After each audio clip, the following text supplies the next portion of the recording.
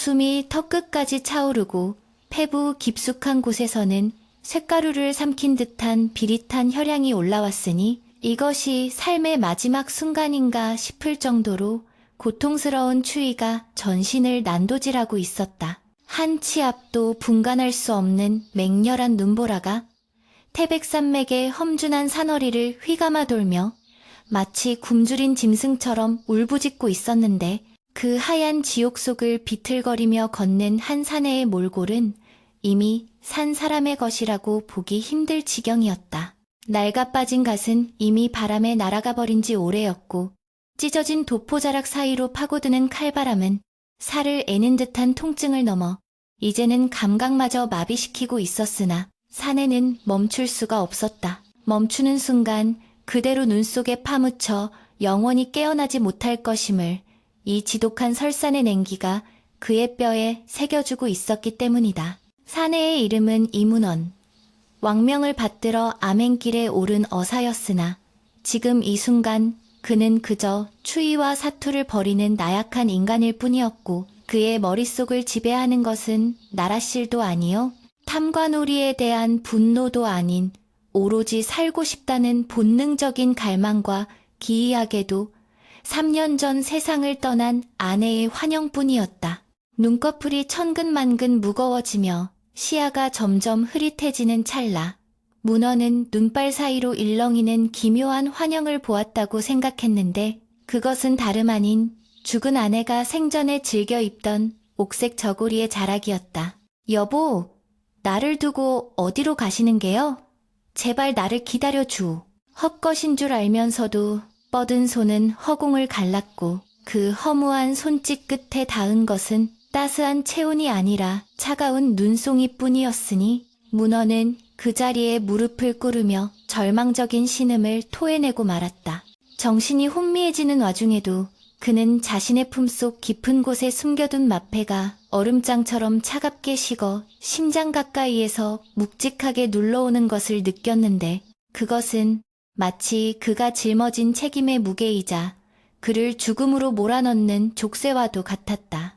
그때였다. 흐릿해진 시야 너머 칠흑 같은 어둠 속에서 반딧불이의 꽁무니만큼이나 희미하지만 분명히 존재하는 주황빛 불빛 하나가 문헌의 망막을 찔러왔다.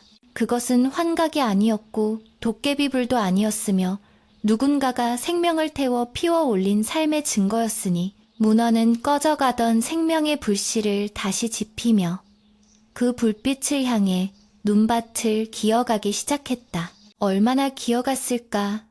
손발의 감각이 완전히 사라져 내 몸이 아닌 것 같을 때쯤 문헌의 앞을 가로막은 것은 낡고 기울어진 살인문과 그 안쪽에 웅크리고 있는 자그마한 초가집 한 채였다. 바람이 불 때마다 금방이라도 날아갈 듯 위태로워 보이는 그 집은 마치 세상 모든 풍파를 홀로 견뎌내고 있는 듯한 처연함을 풍기고 있었는데 문틈으로 새어나오는 희미한 호롱불 빛만이 이곳에 사람이 살고 있음을 알려주는 유일한 표식이 되어주었다. 문어는 얼어붙은 입술을 억지로 떼어 소리를 내려 했으나 목구멍에서는 쇳소리만 픽픽 새어나올 뿐이었고 결국 그는 예법이고 뭐고 따질 겨를도 없이 꽁꽁 언주먹으로 거칠게 나무 문틀을 두드리며 쓰러지듯 문의 몸을 기대었다.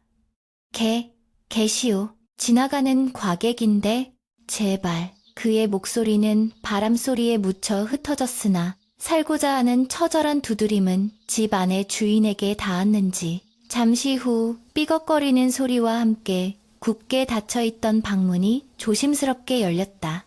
문이 열리자마자 훅 끼쳐오는 훈훈한 온기와 함께 문어는 자신의 눈을 의심케 하는 광경을 마주하게 되었는데 호롱불을 들고 나온 이는 백발이 성성한 노인도 아니요 건장한 사내도 아닌 소복을 입은 젊은 여인이었던 것이다.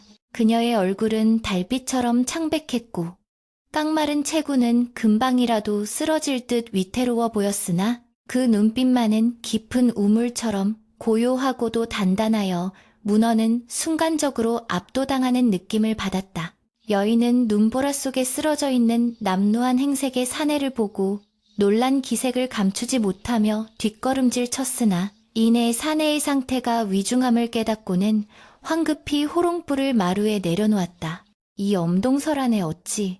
정신 차리시옵소서, 선비님.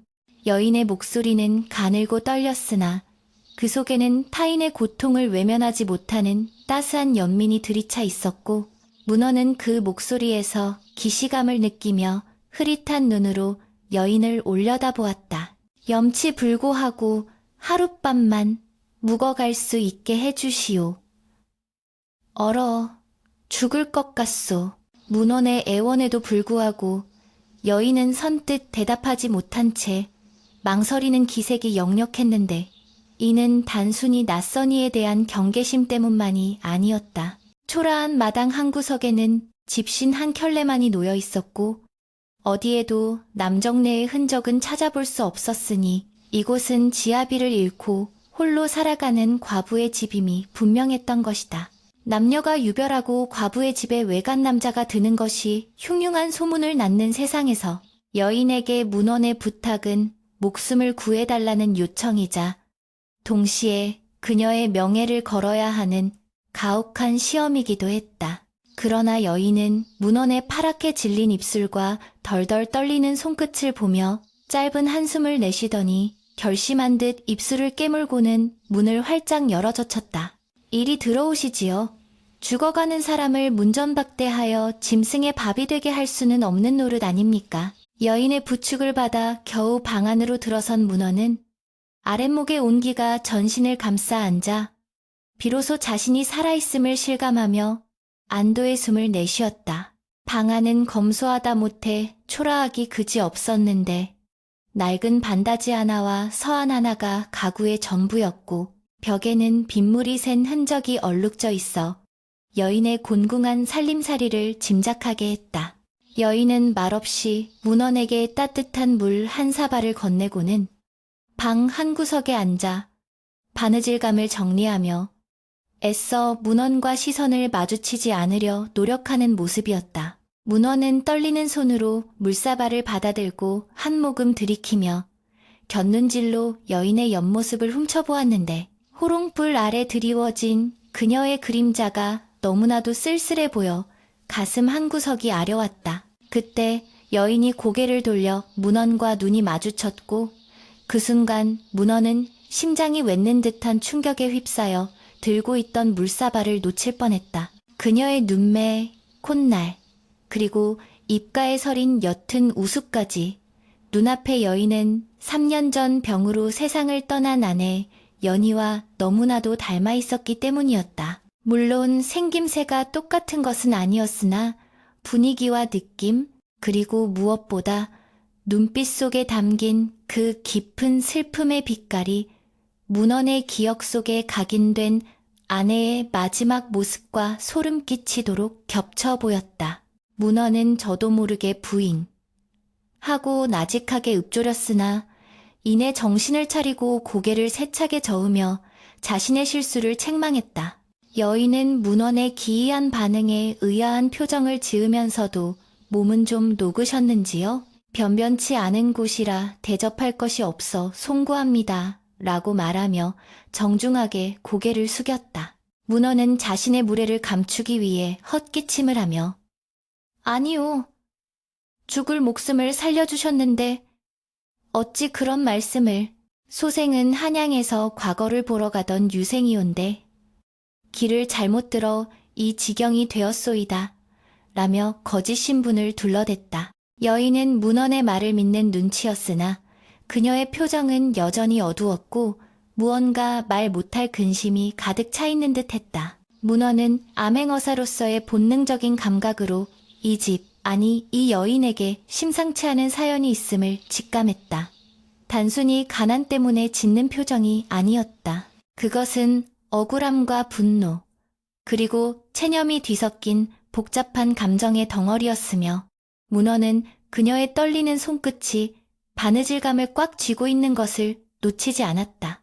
부인께서는 어찌하여 이 깊은 산중 오막살이에서 홀로 지내시는 게요? 바깥 주인은 출타 중이신가? 문원의 조심스러운 물음에 여인의 어깨가 움찔하고 떨리더니 그녀는 고개를 푹 숙인 채 한참 동안 말이 없었다. 방 안에는 다시금 무거운 침묵이 내려앉았고 밖에서는 눈보라가 더욱 거세게 몰아치며 문풍지를 요란하게 흔들어 대었다. 제 지아비는 작년 이맘때 관아에 끌려가 곤장을 맞고 장뚜로 세상을 떴습니다. 한참 만에 입을 연 여인의 목소리는 건조했으나 그 속에 담긴 물기는 숨길 수가 없었다. 관아라니, 무슨 죄를 지었기에 그리 참혹한 일을 당했단 말이오? 문헌이 놀라 되묻자 여인은 고개를 들어 문헌을 똑바로 응시했는데 그 눈에는 방금 전까지의 슬픔 대신 서슬퍼런 원망의 불꽃이 이글거리고 있었다. 죄라면 가난한 죄밖에 없지요. 탐관오리의 수탈을 견디다 못해 억울함을 호소하러 갔다가 오히려 관아를 능멸했다는 누명을 쓰고 여인은 말을 잇지 못하고 입술을 파르르 떨었고 문헌은 끓어오르는 분노를 억누르며 주먹을 꽉 쥐었다. 자신이 찾고 있던 그 악독한 고울 수령의 만행이 바로 이 힘없는 여인의 삶을 벼랑 끝으로 내몰고 있었던 것이다. 그때 갑자기 밖에서 요란한 발자국 소리와 함께 누군가가 살인문을 걷어차는 소리가 들려왔다. 이리 오너라. 서 과부년. 안에 있는 거 다 안다. 썩 나오지 못할까. 거친 사내들의 목소리가 눈보라를 뚫고 날아들자 여인의 얼굴은 사색이 되어 하얗게 질렸고 문헌은 본능적으로 몸을 일으키려 했다. 그러나 여인은 다급하게 손을 저으며 문헌을 제지했다. 선비님, 제발 나서지 마십시오. 저들은 사또놈이 보낸 하인들입니다. 들키면 선비님까지 화를 입으실 것입니다. 여인은 황급히 일어나 문을 향해 나아갔고 문헌은 벽에 몸을 숨긴 채 주먹으로 바닥을 내리쳤다.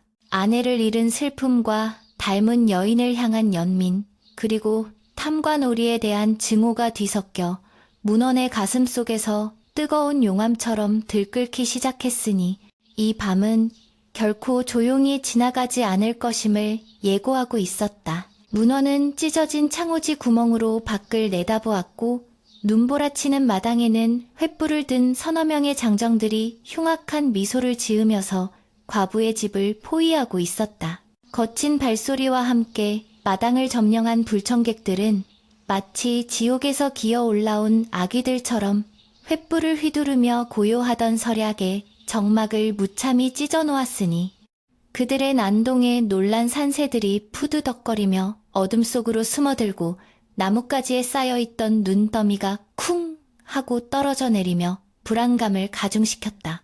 문헌은 뚫어진 문구멍으로 그들의 행색을 살폈는데 관아의 포졸복장을 하고 있었으나 눈빛은 흐리멍덩하고 얼굴에는 술기운이 역력한 것이 나라의 녹을 먹는 관리가 아니라 사또의 위세를 등에 업고 호가호위하는 시정잡배나 다름없어 보였다.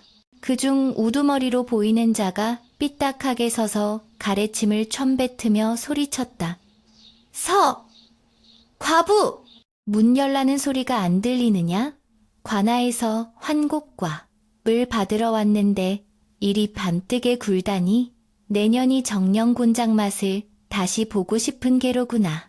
그 천박한 목소리는 칼바람보다 더 날카롭게 문헌의 귓가를 때렸고 문헌은 치밀어 오르는 분노를 억누르며 주먹을 꽉 쥐어 손톱이 살을 파고들 지경이었다. 서 씨는 파랗게 질린 얼굴을 하고서도 결연한 표정으로 방문을 열고 마당으로 나섰는데 그녀의 가녀린 어깨 위로 휘몰아치는 눈보라가 마치 세상의 매서운 시련처럼 내려앉았으나 그녀는 물러서지 않고 꼿꼿이 고개를 들어 그들을 마주했다.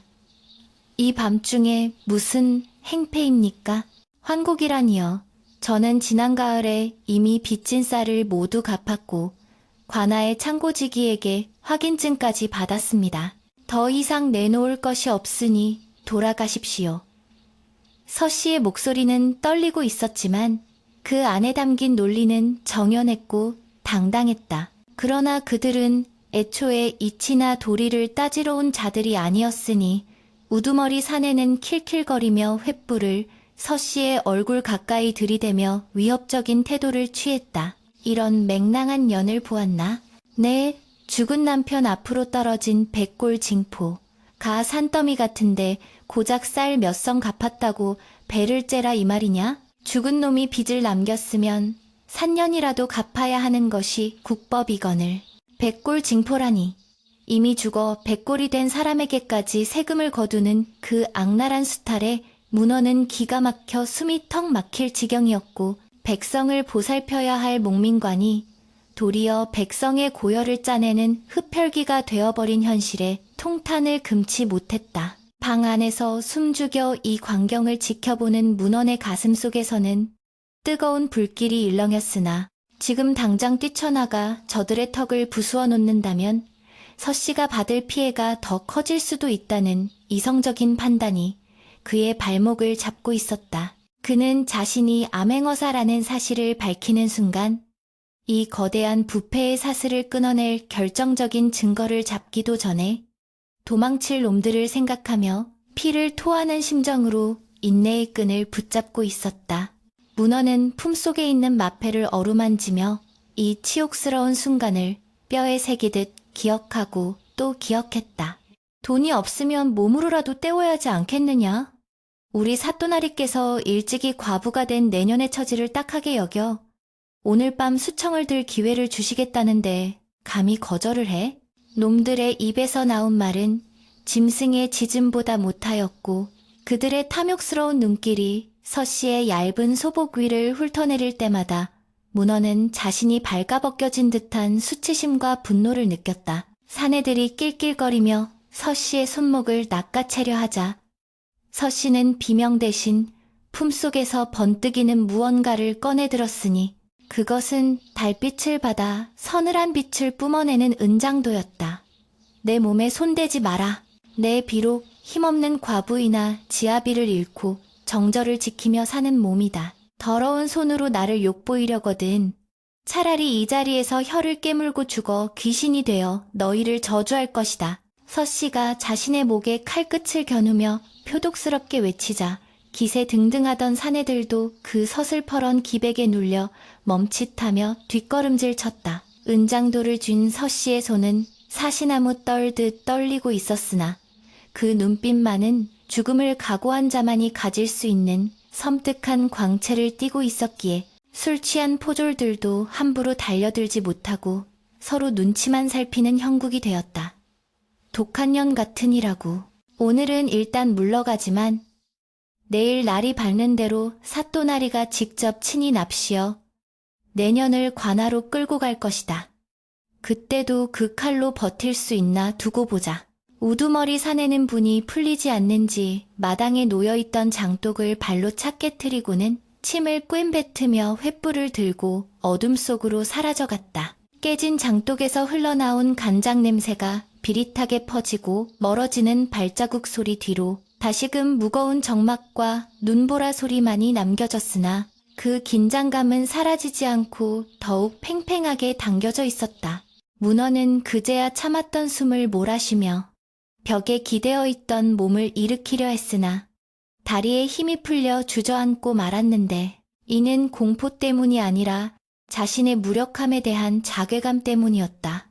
잠시 후 방문이 열리고 서씨가 들어왔는데 그녀는 마치 넋이 나간 사람처럼 창백한 얼굴로 은장도를 여전히 손에 꽉 쥐고 있었다. 방 안으로 들어선 그녀는 문헌이 깨어있다는 사실조차 잊은 듯 자리에 주저앉아 거친 숨을 몰아쉬며 부들부들 떨고 있었다. 문헌은 차마 그녀에게 말을 걸 수도 위로를 건넬 수도 없어 그저 어둠 속에서 그녀의 떨리는 등만 바라보아야 했는데 그것은 칼날 앞에 섰을 때보다 더 큰 고통으로 그의 가슴을 후벼 팠다. 여인은 한참 동안 멍하니 허공을 응시하다가 긴장이 풀린 듯 은장도를 바닥에 떨어뜨리고는 두 손으로 얼굴을 감싸쥐고 소리 없는 오열을 토해내기 시작했다. 그 흐느낌은 짐승의 울음소리처럼 처절했고 끊어질 듯 이어지는 숨소리 사이로 억눌린 설움이 봇물 터지듯 쏟아져 나와 방 안의 공기마저 무겁게 짓눌렀다. 문어는 얇은 벽 하나를 사이에 두고 들려오는 그 비통한 울음소리를 들으며 3년 전 병상에 누워 고통스러워하던 아내의 신음소리를 떠올렸다. 그때도 자신은 아무것도 해줄 수 없어 무력하게 아내의 손만 잡고 있었는데 지금 또다시 한 여인이 벼랑 끝에 몰려 절규하는 것을 지켜만 보고 있어야 한다는 사실이 그를 미치도록 괴롭게 만들었다. 문어는 더 이상 참지 못하고 몸을 일으켜 앉으며 나직하지만 힘있는 목소리로 여인을 불렀다. 부인, 괜찮으시오? 내비록 힘없는 과객이나 부인의 사정을 듣고 모른 척 할 수가 없구려. 문원의 목소리에서 씨는 화들짝 놀라 울음을 멈추고 황급히 온 매무새를 가다듬으며 고개를 숙였다. 송구합니다, 선비님. 곤히 주무시는 줄 알았는데 제 흉한 꼴을 보이고 말았습니다. 못 본 척 잊어주십시오. 서 씨는 애써 담담한 척하려 했으나 젖은 눈시울과 떨리는 목소리는 감출 수가 없었다. 문어는 조심스럽게 그녀에게 다가가 바닥에 떨어진 은장도를 주어 그녀의 앞 건네주며 말했다. 어찌 잊을 수 있겠소. 저들이 내일 다시 온다 하였는데 이 깊은 산중에서 여인 홀로 어찌 감당하려 하시오? 차라리 날이 밝는 대로 피신하는 것이 좋지 않겠소? 문원의 말은 진심 어린 걱정이었으나 서씨는 고개를 가로저으며 씁쓸한 미소를 지었다.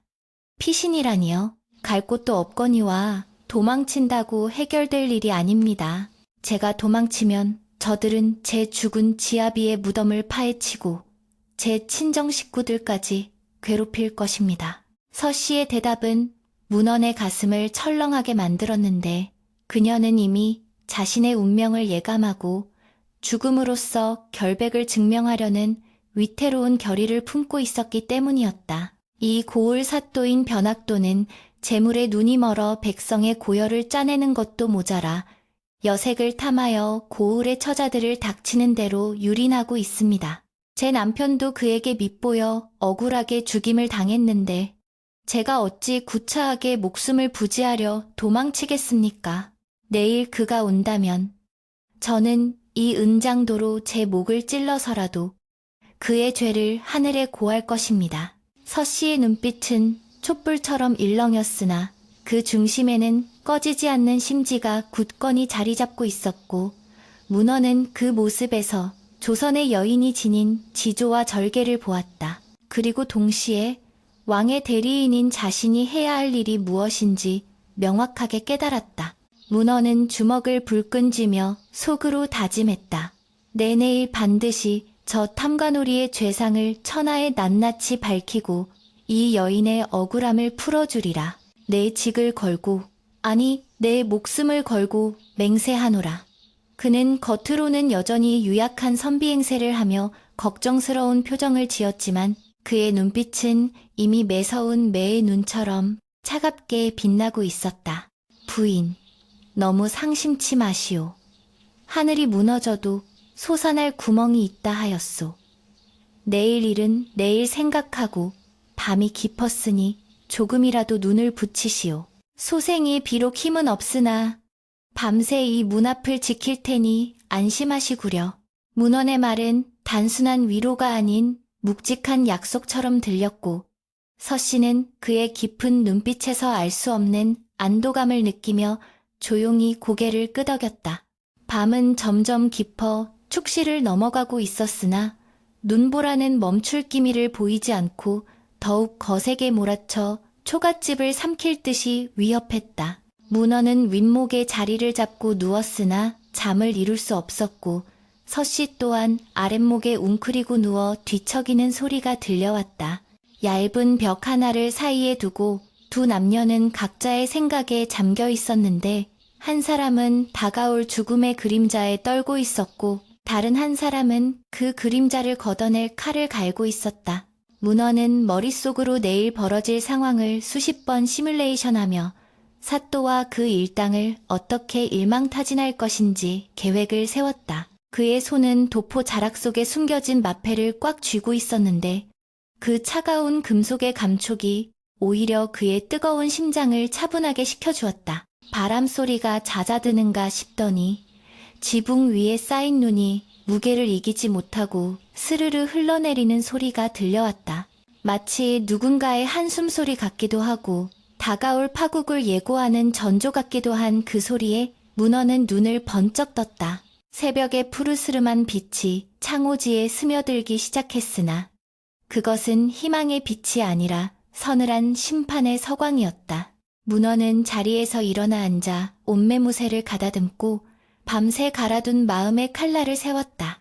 이제 곧 날이 밝으면 이 작은 초가집 마당은 피비린내 나는 단죄의 장이 될 것이었다. 그는 옆방에서 들려오는 서씨의 고른 숨소리를 확인하고는 결연한 표정으로 닫힌 방문을 노려보았다. 기다려라, 변학도.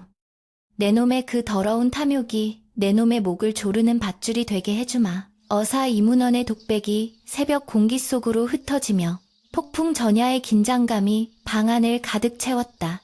희뿌연 새벽빛이 찢어진 창호지 틈으로 스며들며 밤새 웅크리고 있던 어둠을 밀어내기 시작했으나 방 안의 공기는 여전히 납덩이처럼 무겁고 차가웠으니 이는 단순히 날씨 탓만이 아니라 다가올 파국을 예고하는 전조와도 같았다. 문어는 뜬 눈으로 밤을 지새우며 벽 너머에서 들려오던 서씨의 뒤척임 소리가 잦아들기를 기다렸고 닭 울음소리조차 들리지 않는 이 깊은 산중의 정막 속에서 자신의 결의를 칼날처럼 예리하게 다듬고 있었다.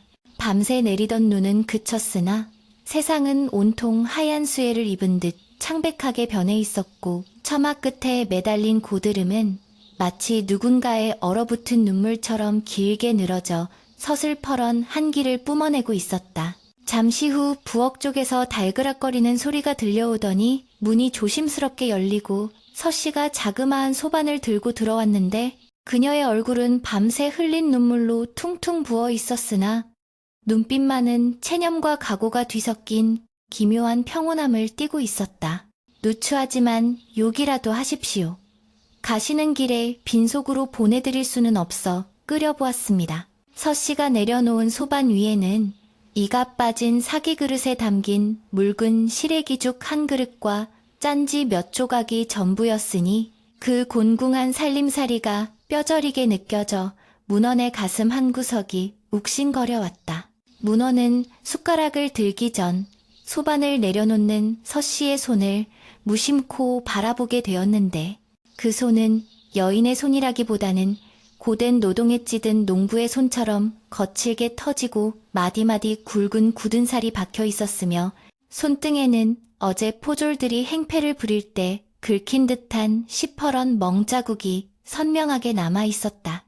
그 상처는 단순히 육체에 새겨진 흔적이 아니라 이 부패한 시대가 힘없는 백성에게 가한 폭력의 낙인이자 지워지지 않는 고통의 기록이었다. 문어는 목구멍으로 뜨거운 덩어리가 치밀어 오르는 것을 느끼며 차마 숟가락을 들지 못한 채 떨리는 목소리로 물었다. 부인, 이 상처는 어제 그놈들이 한 짓이오? 서씨는 황급히 소매를 끌어내려 상처를 감추며 고개를 저었으나 그녀의 눈가에는 다시금 붉은 기운이 감돌았다. 아닙니다. 제가 부주의하여 다친 것입니다. 어서 드십시오. 식기 전에 드셔야 몸이 풀리실 텐데요. 서씨는 애써 미소를 지어 보이려 했으나 그 미소는 울음보다 더 비참해 보였고 문어는 더 이상 참지 못하고 숟가락을 내려놓으며 정색을 하고 그녀를 응시했다. 내 비록 지나가는 과객이나 글을 읽는 선비로서 불의를 보고도 눈을 감는다면 어찌 사람이라 하겠소. 부인의 부군은 대체 어떤 분이셨기에 그리 억울하게 돌아가셨단 말이오? 저기 보이는 깨진 벼루가 그분의 유품이 아니오? 문헌의 시선이 방 한 구석, 먼지 쌓인 서한 위에 놓여있는 두 동강난, 벼루에 머물자 서씨의 어깨가 눈에 띄게 흔들리기 시작했다. 그 벼루는 먹을 깐 흔적이 말라붙어 검붉게 변해 있었는데 마치 주인의 피를 머금고 있는 듯 섬뜩하면서도 처연한 기운을 풍기고 있었다. 한참의 침묵 끝에 서씨는 깊은 한숨을 내쉬며 입을 열었는데 그 목소리는 마치 천년 묵은 하늘 토해내듯 깊고도 서러웠다. 제 지아비는 비록 벼슬길에는 오르지 못했으나 대쪽 같은 성품을 지닌 초야의 선비였습니다. 밤낮으로 글을 읽으며 성현의 말씀을 따르려 노력했고 고을 백성들이 억울한 일을 당할 때마다 제 일처럼 나서서 도와주곤 했지요. 서 씨의 눈빛이 과거를 회상하며 잠시나마 따스하게 빛났으나 이내 그 빛은 분노로 인해 차갑게 식어버렸다. 하지만 이 고을의 변학도라는 자가 사또로 부임하면서 모든 것이 변했습니다. 그는 백성들을 자식처럼 돌보기는커녕 가축보다 못하게 여기며 착취를 일삼았고 이에 분노한 제 지아비는 사또의 비행을 고발하는 상소문을 작성하여 가명에 올리려 했습니다. 문헌은 주먹을 꽉 쥐며 서 씨의 말에 귀를 기울였다. 자신이 짐작했던 대로 죽은 남편은 의로운 선비였고 그 의로움이 그를 죽음으로 내몬 것이었다. 그러나 상소문이 가명에 닿기도 전에 사또의 귀에 들어갔고 놈들은 제 지아비를 관하로 끌고 가 민심을 현혹하고 관을 능멸했다는 죄목을 뒤집어 씌워 형틀에 묶었습니다. 매질 소리가 담장 밖까지 울려 퍼졌고 살점이 튀고 뼈가 부러지는 고통 속에서도 지아비는 끝내 굽히지 않고 사또를 향해 호통을 쳤다고 합니다. 서 씨의 목소리가 격앙되어 파르르 떨렸고 눈에서는 참았던 눈물이 뚝뚝 떨어져 치마폭을 적셨다. 결국 지아비는 곤장 100대를 맞고 피투성이가 되어 집으로 돌아왔으나 장도정 두이 뼛속까지 스며들어 사흘을 넘기지 못하고 숨을 거두셨습니다. 숨이 끊어지는 마지막 순간까지도 그 벼루를 끌어안고 내 언젠가 이 벼루에 먹을 가라놈의 죄상을 천하에 알리리라 유언을 남기셨는데 제가 못난 탓에 그 유지를 받들기는커녕 놈들의 놀이개가 될 처지에 놓였으니 죽어서 무슨 면목으로 지아비를 뵙겠습니까? 서 씨는 말을 잇지 못하고 오열했고 문헌은 그 비통한 사연 앞에 숨조차 제대로 쉴 수 없었다. 깨진 벼루, 그것은 단순한 돌덩이가 아니라 꺾이지 않은 선비의 기계이자 미완으로 남은 정의의 파편이었다. 문헌은 죽은 남편의 원통함과 서 씨의 절망이 자신의 심장 깊숙이 박혀 들어오는 것을 느꼈고 그 고통은 3년 전 아내를 잃었을 때 느꼈던 상실감과 공명하며 거대한 불길이 되어 타오르기 시작했다. 내 아내 연희도 가난과 병맛 속에서 고통받다 떠났거늘 나는 그때 무엇을 했던가. 고작 과거 급제라는 허울, 좋은 명분을 댔느라 아내의 젖은 손 한 번 제대로 잡아주지 못했지 않은가. 문헌의 내면에서 죄책감과 분노가 소용돌이치며 그를 더 이상 방관자가 아닌 심판자로 각성하게 만들었다. 그는 눈앞에 서 씨가 또 다른 연희가 되어 비참하게 쓰러지는 것을 결코 두고 볼 수 없었다. 아니, 이번에야말로 지켜내야 했다. 그것이 하늘이 자신을 이 눈보라치는 밤, 이곳으로 이끈 이유일 것이라 확신했다. 문헌은 천천히 자리에서 일어나 깨진 벼루 앞으로 다가갔다. 그리고 떨리는 손으로 그 차가운 돌덩이를 어루만지며 속으로 맹세했다. 이 선비의 벼루는 깨졌으나 그 뜻은 깨지지 않았소. 오늘 내가 그대를 대신하여 이 벼루의 핏빛 먹을 가라. 저 탐관오리의 죄상을 하늘과 땅에 낱낱이 고하리다. 문헌은 품속 깊은 곳에 숨겨두었던 마패를 꺼내 손바닥 안에 꽉 쥐었다. 붓쇠로 만들어진 마패의 차가운 감촉이 손바닥의 열기를 식혀주기는커녕 오히려 뜨거운 전율을 일으키며 온몸에 혈관을 타고 흐르는 듯했다. 이제 시간이 얼마 남지 않았다. 날이 밝았으니 곧 사또와 그 일당이 들이닥칠 것이다. 문헌은 마패를 다시 품에 넣고 옷매무새를 단정히 한 뒤 서 씨를 향해 돌아섰다. 부인, 눈물을 거두시오. 부군의 억울함은 결코 땅에 묻히지 않을 것이오. 문헌의 목소리는 이전과는 달리 묵직하고 단단한 위엄이 서려 있었기에 울고 있던 서 씨조차 놀란 눈으로 그를 올려다보았다. 그게 무슨 말씀이십니까? 선비님께서 어찌? 서 씨는 문헌의 달라진 기색에 당황하며 말을 더듬었다. 문헌은 희미한 미소를 지으며 그러나 눈빛만은 형형하게 빛내며 말했다. 세상에는 눈보라만 치는 법은 없소. 밤이 깊으면 새벽이 오고 겨울이 지나면 반드시 봄이 오는 법. 오늘 이 집에 몰아닥친 눈보라가 멈추고 부군의 뜻이 꽃처럼 피어나는 것을 보게 될 것이요.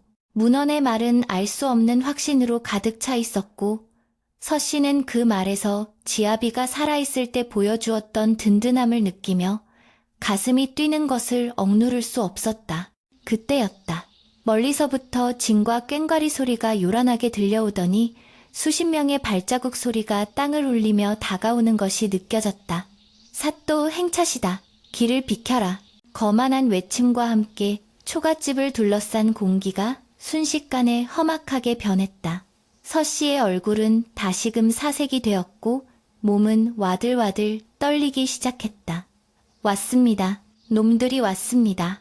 서씨가 공포에 질려 뒷걸음질 치자 문헌은 성큼성큼 다가가 그녀의 어깨를 단단히 잡고 눈을 맞추었다. 두려워 마시오.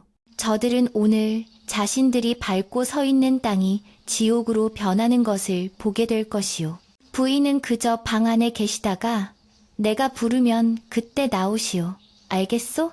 문헌의 명령조에 가까운 당부에서 씨는 얼떨결에 고개를 끄덕였고 문헌은 곧바로 찢어진 도포자락을 휘날리며 방문을 박차고 마당으로 나섰다. 마당에는 화려한 비단옷을 입은 삿도 변학도가 가마에서 내려 거만한 표정으로 서 있었고 그 뒤로는 육방 관속과 포졸들이 창과 몽둥이를 들고 위압적으로 도열해 있었다.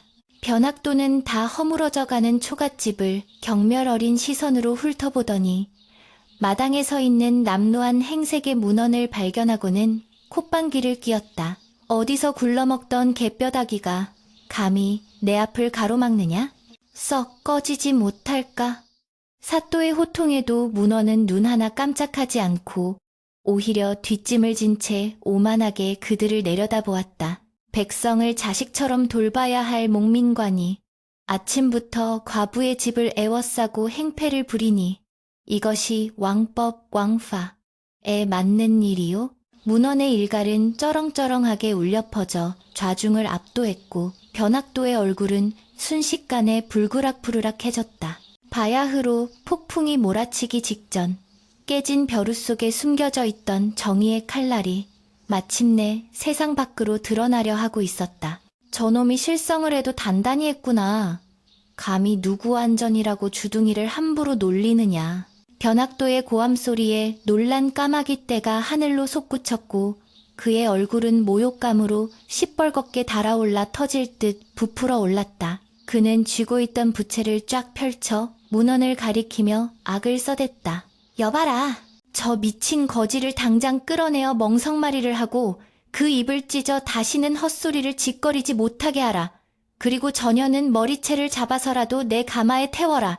사또의 추상 같은 명령이 떨어지자 험상민 표정의 포졸들이 곤봉과 육모방망이를 치켜들고 문헌과 서씨를 향해 성난 늑대떼처럼 달려들었다. 하얀 눈밭 위로 살기가 번득였고 죽음의 그림자가 두 사람의 목덜미를 낚아채려는 절체절명의 순간이었다. 그때 닫혀있던 방문이 벌컥 열리며 서씨가 뛰쳐나왔다. 그녀의 손에는 서슬퍼런 은장도가 들려 있었고 그 끝은 자신의 가녀린 목을 겨누고 있었다. 가까이 오지 마라. 한 발자국만 더 움직이면 내 이 자리에서 피를 뿌리고 죽어 너희의 악행을 귀신이 되어서라도 저주할 것이다. 서씨의 비명에 가까운 외침은 처절했고 그녀의 목에는 이미 칼끝이 파고들어 붉은 핏방울이 송골송골 맺히기 시작했다. 그 서슬에 놀란 포졸들이 멈칫하며 뒷걸음질 쳤고 가마 위에 앉아있던 변학도조차 예상치 못한 반항의 미간을 찌푸렸다. 독한 년, 정령, 죽고 싶은 개로구나. 내년이 죽으면 그 시체라도 능욕하여 저작거리에 매달아 놓을 것이다. 변학도의 입에서 나온 말은 인간의 것이라 할 수 없을 정도로 잔혹하고 비열했다. 문헌은 서씨의 목에서 흐르는 붉은 선혈을 보는 순간 심장이 찢어지는 듯한 통증과 함께 더 이상 참을 수 없는 분노가 머리끝까지 치솟는 것을 느꼈다. 그것은 단순히 한 여인에 대한 연민을 넘어 썩어빠진 세상에 대한 선전포고이자 정의를 갈망하는 피 끓는 외침이었다. 그는 서씨 앞을 가로막으며 포졸들을 향해 천천히 그러나 바위처럼 묵직하게 걸어나갔다. 그의 눈빛은 더 이상 유약한 선비의 것이 아니었다. 그것은 먹이를 노리는 맹수처럼, 아니 죄인을 심판하러 강림한 염라대왕의 눈빛처럼 형형하게 빛나고 있었다. 멈추시오 부인. 저 더러운 놈들의 손에 부인의 고귀한 피를 묻힐 필요는 없소. 문헌의 낮고 위험 있는 목소리가 마당을 울렸고 기이하게도 그 목소리에는 좌중을 압도하는 기운이 서려 있어 날뛰던 포졸들조차 저도 모르게 길을 터주었다. 변학도는 기가 막힌다는 듯 헛웃음을 터뜨렸다. 허허, 이 거렁뱅이가 아직도 상황 파악이 안 되는 모양이로구나. 내 놈이 무엇이기에 감히 관아의 일을 방해하느냐? 내 놈도 저 년과 함께 저승길 동무라도 하고 싶은 게냐? 문헌은 변학도의 조롱을 무시한 채 품속으로 손을 집어넣으며 입가에 비릿한 냉소를 머금었다. 나는 한양에서 온 과객이 아니요. 나는 억울하게 죽은 자들의 눈물이며 고통받는 백성들의 한숨이고 내 놈 같은 탐관오리들이 가장 두려워해야 할 그림자다. 문헌의 손이 품속에서 천천히 빠져나오는 순간 구름 사이로 비친 아침 햇살이 그의 손에 들린 둥근 물체에 반사되어 눈부신 황금빛 섬광을 뿜어냈다. 이것이 보이느냐? 이 추상 같은 마패가 내 놈 눈에는 보이지 않느냐? 문헌의 우렁찬 외침과 함께 그가 높이 치켜든 손에는 5마리의 말이 새겨진 빛의 마패가 찬란하게 빛나고 있었다. 그 순간 세상의 시간이 멈춘 듯 정적이 흘렀다. 변학도의 눈동자가 찢어질 듯 커졌고 포졸들의 손에서 몽둥이가 힘없이 떨어져 나갔다. 마패, 그것은 어명류의 상징이자 왕이 친히 내린 권위의 결정체였다. 암행어사. 누군가의 입에서 터져나온 비명과 함께 초가집 마당은 순식간에 공포와 경악의 도가니로 변했다. 바로 그때였다. 문헌이 마패를 들어올린 신호에 맞추기라도 한 듯 산등성이 너머에서 땅을 울리는 말발굽 소리와 함께 수십 명의 역졸닉주들이 들이닥쳤다. 밤새 눈길을 뚫고 어사를 찾아 헤매던 그들이 마침내 당도한 것이었다. 암행어사 출두야! 암행어사 출두야! 천지를 뒤흔드는 함성과 함께 몽둥이를 든 역졸들이 눈보라처럼 마당으로 쏟아져 들어왔다. 변학도는 포박을 받아라. 관속들은 엎드려라. 순식간에 전세는 역전되었다. 기세등등하던 포졸들은 혼비백산하여 무기를 버리고 땅에 엎드려 벌벌 떨었고 가마 위에 앉아있던 변학도는 사색이 되어 가마에서 굴러떨어지듯 내려와 바닥을 기었다. 어사또나리. 죽을 죄를 지었습니다. 소인이 눈이 멀어 어사또를 알아보지 못하고 제발 목숨만은. 변학도는 진흙탕에 머리를 쳐박고 짐승처럼 울부짖으며 살려달라고 빌었다. 그의 화려한 비단 옷은 흙투성이가 되었고 오만하던 얼굴은 공포로 일그러져 추악이 그지없었다. 문헌은 헌 도포자락을 휘날리며 천천히 변학도 앞으로 다가가 싸늘한 눈빛으로 그를 내려다보았다. 내 이놈, 변학도야, 듣거라. 너는 임금의 은혜를 입어 한 고을의 수령이 되었음에도 백성을 돌보지는 않고 사리사욕을 채우며 무고한 사람을 죽음으로 내몰고 그 처자식까지 핍박하였으니 그 죄가 하늘에 닿고 땅에 사무친다. 네가 곤장을 때려 죽인서 선비의 피가 아직도 이 땅에서 울부짖고 있거늘 내 놈이 어찌 살아서 이 문을 나갈 생각을 하느냐. 문헌의 호통은 천둥소리처럼 쩌렁쩌렁하게 울려 퍼졌고 변학도는 그 서슬에 눌려 감히 고개조차 들지 못한 채 오줌을 지리며 와들와들 떨 뿐이었다. 문헌은 옆에 서 있던 역졸에게 명했다. 여봐라, 저 탐관오리 변학도와 그 일당을 당장 포박하여 형틀에 묶어라. 그리고 관아의 창고를 열어 부당하게 거둔 재물을 백성들에게 돌려주고 억울하게 옥살이 하는 자들을 모두 풀어주라. 역졸들이 우렁차게 대답하며 변학도와 부패한 관리들을 줄줄이 엮어 끌고 가기 시작했다. 백성들의 고열을 빨던 거머리들이 마침내 심판대에 오르는 순간이었다. 소란이 가라앉고 마당에는 문헌과 서씨, 그리고 몇몇 호위 무사들만이 남았다. 서씨는 이 믿을 수 없는 광경에 넋이 나간 듯 멍하니 서 있다가 다리에 힘이 풀려 그 자리에 주저앉고 말았다. 은장도는 힘없이 바닥에 뒹굴었고 그녀의 눈에서는 하염없는 눈물이 쏟아져 나왔다. 그것은 공포의 눈물이 아니라 평생을 짓누르던 억울함이 풀리는 해방의 눈물이자 죽은 지아비에 대한 사무치는 그리움의 눈물이었다. 문헌은 조용히 서씨에게 다가가 그녀의 떨리는 어깨를 감싸 일으켜 세웠다. 부인, 이제 끝났소. 더 이상 저 악한 무리가 부인을 괴롭히는 일은 없을 것이오. 부군의 억울한 누명도, 부인이 겪은 고초도 이제 모두 밝은 해 아래 드러났소. 문헌의 따뜻한 목소리에서 씨는 고개를 들어 그를 바라보았다. 간밤에 춥고 배고픈 과객인 줄만 알았던 사내가 실은 자신을 구원하러 온 암행어사였다니. 서씨는 감격에 겨워 말을 잇지 못하고 문헌의 옷자락을 붙잡은 채 오열했다. 어사또나리, 감사합니다. 정말 감사합니다. 죽은 제 남편도 이제야 눈을 감을 것입니다.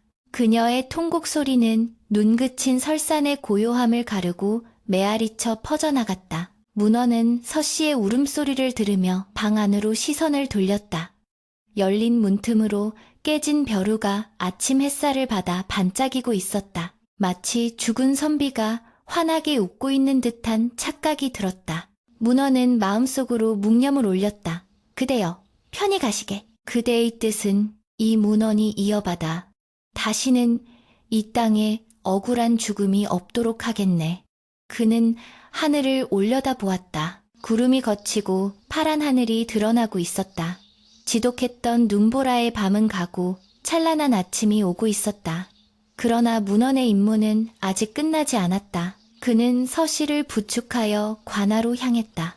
이제는 법으로 그들의 죄를 묻고 무너진 기강을 바로 세울 차례였다. 하얀 눈밭 위로 두 사람의 발자국이 나란히 찍히며 정의의 길이 열리고 있었다. 피바람이 몰아치던 관아의 마당은 어느새 따스한 햇살이 내려앉아 평온을 되찾았고 며칠간 고울을 뒤덮었던 공포의 장막은 거짓말처럼 걷히기 시작했다. 변학도와 그 일당이 오랏줄에 묶여 한양으로 압송되던 날, 고을 백성들은 남녀노소 할 것 없이 거리로 쏟아져 나와 그들의 뒤통수에 소금을 뿌리고 돌을 던지며 그동안 맺힌 한을 풀었는데 그 함성 소리가 태백산맥의 골짜기를 메우고도 남을 정도였다. 문헌은 관아의 동원에 높이 앉아 밀린 정물을 처리하고 억울하게 빼앗긴 전답과 곡식을 본래 주인에게 돌려주는 작업에 착수했다. 관아의 창고가 활짝 열리자 굶주린 백성들의 얼굴에는 오랜만에 혈색이 돌았고 곳곳에서 암행어사 만세를 외치는 소리가 끊이지 않았으나 문헌의 표정은 마냥 밝지만은 않았다. 그는 화려한 비단옷 대신 다시금 낡은 도포로 갈아입고 마지막으로 처리해야 할 가장 중요한 일을 위해 자리에서 일어났다. 그것은 바로 서과부의 죽은 남편 고구서 선비의 억울한 누명을 벗기고 그의 명예를 회복시켜주는 일이었다.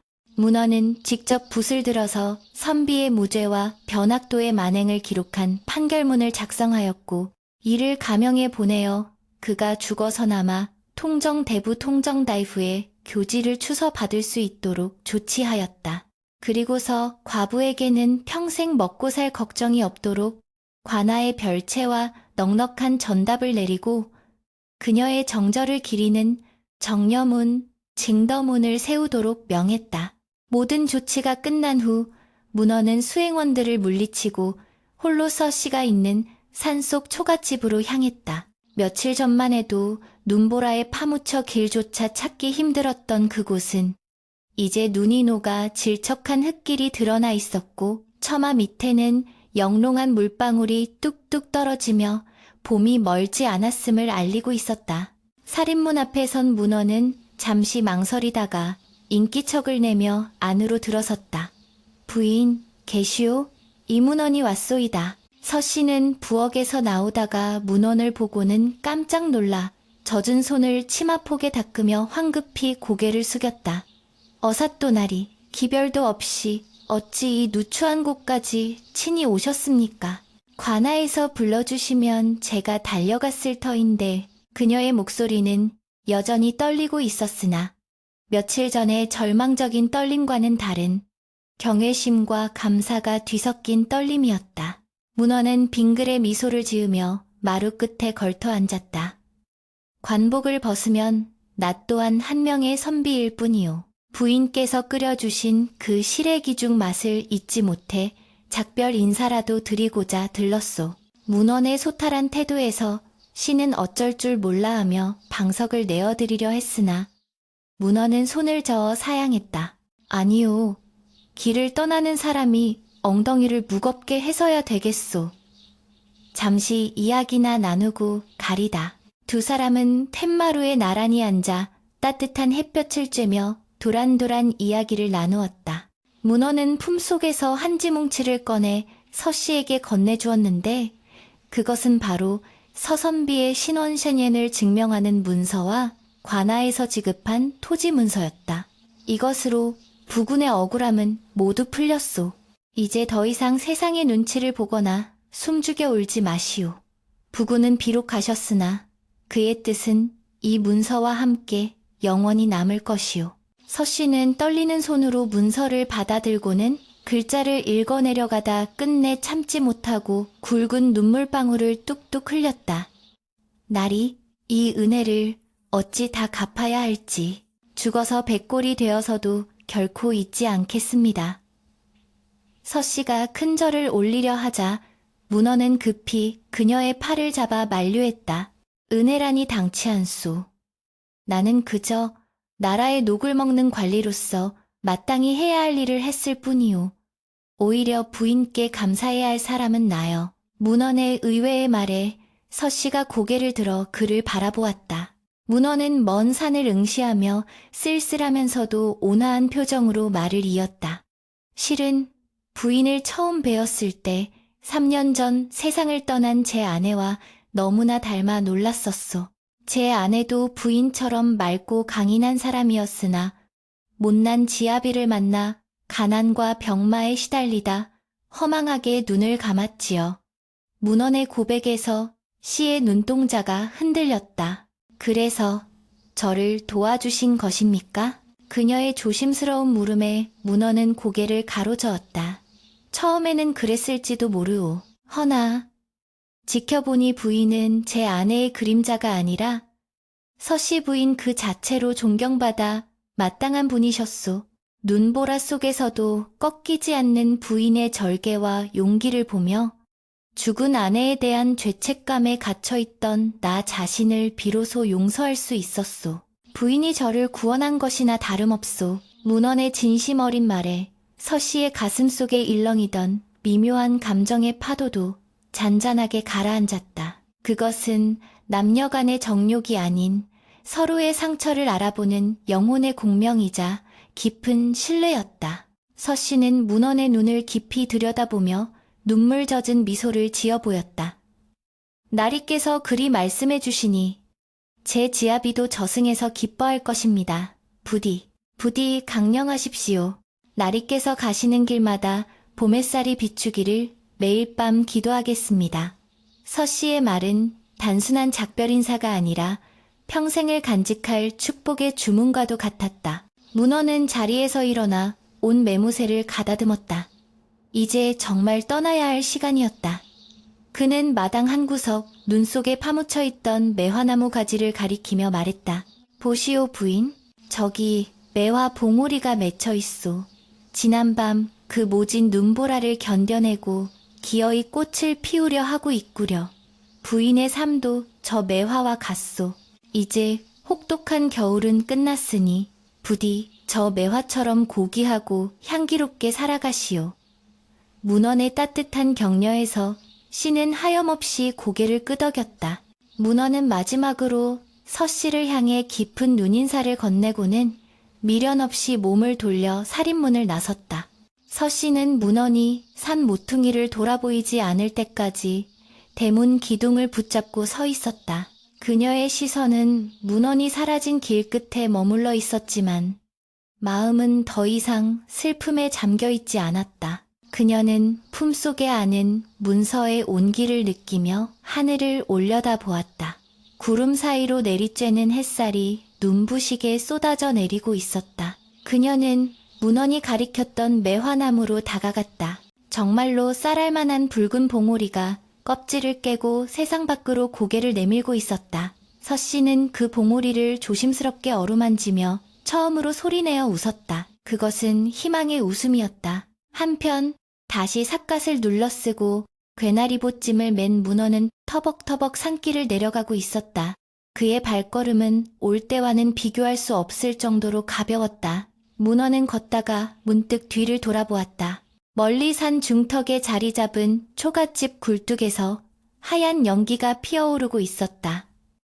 저녁밥을 짓는 모양이었다. 그 평범하고도 평화로운 풍경이 문헌의 가슴을 뭉클하게 만들었다. 그는 3년 동안 가슴 한가운데 박혀있던 아내라는 이름의 비수를 비로소 뽑아낸 기분이었다. 아내는 떠났지만 세상에는 아직 지켜야 할 사람들이, 사랑해야 할 삶들이 남아있었다. 허허, 날이 참으로 좋구나. 탁주 한 사발 들이키기 딱 좋은 날씨로다. 문헌은 콧노래를 흥얼거리며 다시 길을 재촉했다. 바람이 불어와 그의 도포자락을 흔들었지만 그 바람에는 더 이상 뼈를 깎는 한기가 서려 있지 않았다. 훈훈한 봄바람이었다. 길가에는 이름 모를 들꽃들이 언 땅을 뚫고 싹을 틔우고 있었고 흐르는 계곡물 소리는 청아한 악기 소리처럼 들려왔다. 어사 이문헌. 그의 암행은 끝이 났지만 그의 이야기는, 그리고 조선의 백성들이 살아가는 이야기는 저 흐르는 물처럼 멈추지 않고 계속될 것이다. 설야쉐의 기적을 가슴에 품은 채 그는 또 다른 눈보라가 치는 곳을 향해 또 다른 봄을 심기 위해 묵묵히 걸어갔다.